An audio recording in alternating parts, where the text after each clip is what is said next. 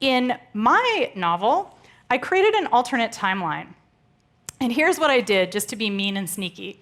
So I wanted to think about an alternate history where women's history was centered instead of your standard kind of like, what was the outcome of World War II? What was the outcome of the Civil War?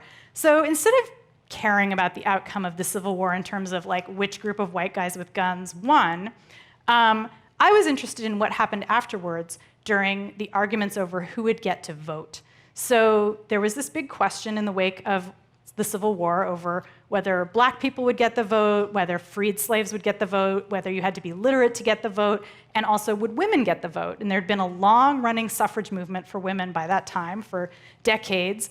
In fact, the first woman who ran for president ran in 1872. That was Victoria Woodhull. She also was the first female Wall Street broker. She was great. She had her own newspaper called Woodhull's Quarterly. So she ran for president unsuccessfully. At any rate, in my alternate history, instead of freed slaves getting the vote but women not getting the vote until 1919, they all get the vote at the same time. So women start voting in 1870, and one of the first things that they do is they elect Harriet Tubman, the great Civil War hero, to the Senate. So instead of having Susan B. Anthony as the great hero of the women's movement, it's Harriet Tubman.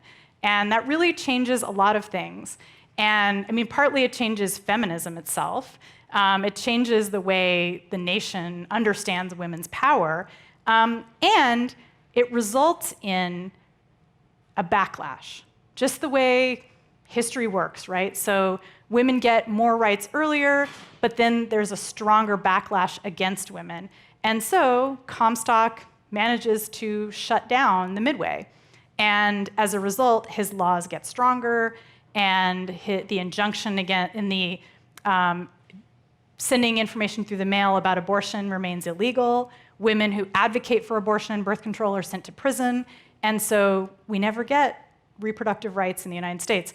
Women get to vote earlier and better, but we don't get to have abortions or any kind of reproductive health care. So I wanted to have a history that felt kind of rich and complicated, ambiguous, so that it wasn't just like, and then we got the vote and everything was awesome. One of the other things that happens as a result of this transformation in history is that feminist culture changes. This is another thing that I think is funny, that it never gets treated in alternate histories. Like we endlessly, I don't want to just keep picking on Civil War novels, but we endlessly kind of go back to the Civil War and say like, well, what would happen if this happened? What would happen if this person won or this person wasn't a general?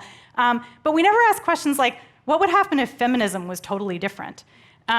So what if? What if feminism were started by a woman of color who had been a slave? Like, how would that change the way feminism works? And so one of the really weird outcomes of this, or unexpected outcomes of this, is that the Riot Grrrl scene in the 1990s winds up being really different.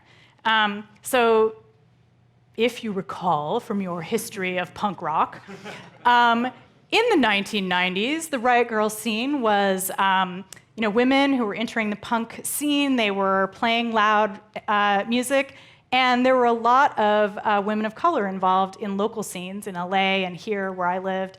But the bands that became popular were almost all fronted by white women.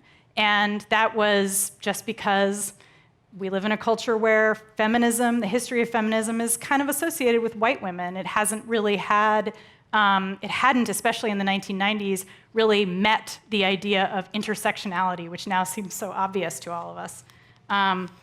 So as a result of Harriet Tubman being elected, in 1992, the band Grape Ape, that both Beth and Tess love, is a band of Latinas from LA who get to be super big and super influential. And they're women of color, and they sing about racial issues, they sing about immigration and injustice. And so even though we've gotten this more conservative culture where women don't have reproductive rights, we have a way more awesome and progressive and badass punk rock scene.